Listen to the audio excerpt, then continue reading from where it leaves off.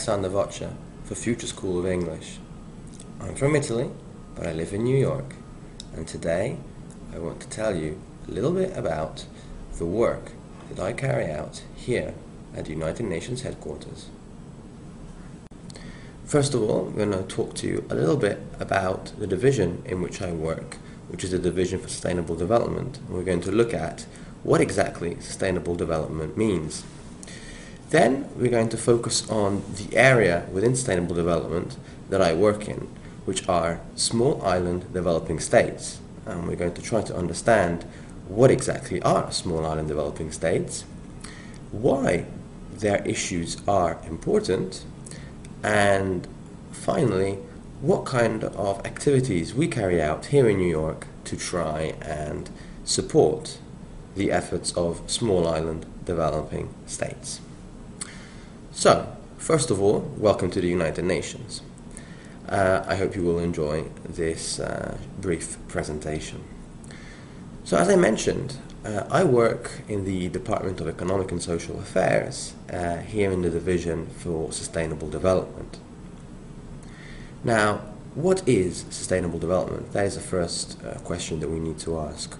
Well, sustainable development is defined as development that meets the needs of the present generations without jeopardizing the possibilities of future generations to meet their own needs, which, translated in simpler terms, means that we ensure that what everybody on the planet needs today is accounted for, but at the same time we ensure that by doing so we are not jeopardizing the possibilities for people in the future to also meet their needs.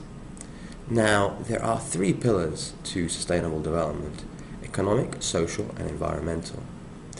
For many years, when people were talking about development, the only pillar that was really taken into account was the economic pillar. In other words, it used to be thought that when the GDP, or the gross domestic product of a country, increased, the levels of development in that country automatically increased, and that when, for instance, the income per capita of a person in a country increased, then automatically the well-being of that person also increased. In 1992, at the World Summit on Sustainable Development in Rio de Janeiro, this conception of development changed, and there was a major paradigm shift towards the concept of sustainable development. Sustainable development, as I mentioned, doesn't only look at the economic factors, which remain very, very important, as they were years ago, they still are today. But in addition to these, we also need to look at the environmental and social aspects. What this means is that, yes, of course, increasing gross domestic product is important, but if, for instance, we develop infrastructures, yes, that is necessary, that's something that we must do, but we must be careful that in doing so, we are not jeopardizing, we are not overexploiting natural resources, for instance. We are not impacting in an unrepairable manner on the natural ecosystem in which we are operating.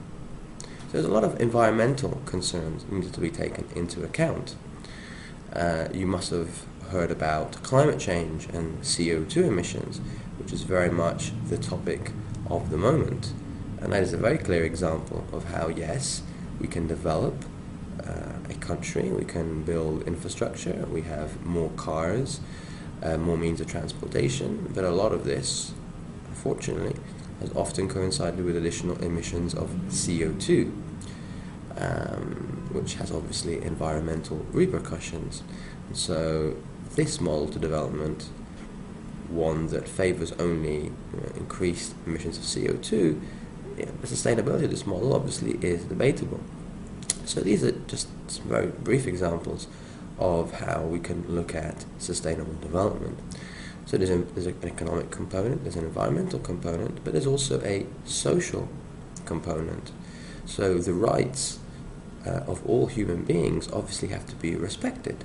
So for instance, we can't advocate for the development if this comes at the expense of the lives and livelihoods of local population or indigenous people, for instance. So there's a lot of complex issues, and really sustainable development is about achieving a balance between these three pillars: the economic, the environmental, and the social. So that's generally, very generally said, introduction to sustainable development. Now, what I focus on in particular are the issues of sustainable development as they relate to small island developing states. First of all, what are small island developing states?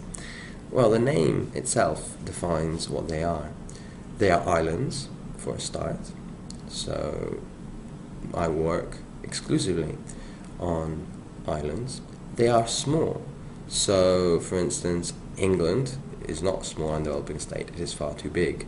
New Zealand is far too big. So is Greenland.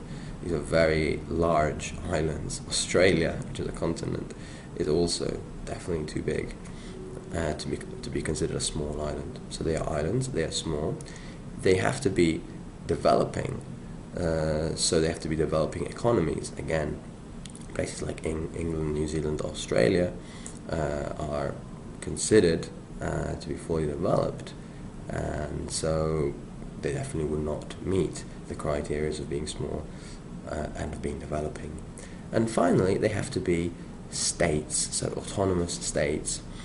So for instance, the British Virgin Isles or many other territories, overseas territories, which are former colonies of, for instance, Holland, like the Dutch Antilles, or England, as we mentioned, the British Virgin Isles, and so on and so forth, French Polynesia, for instance.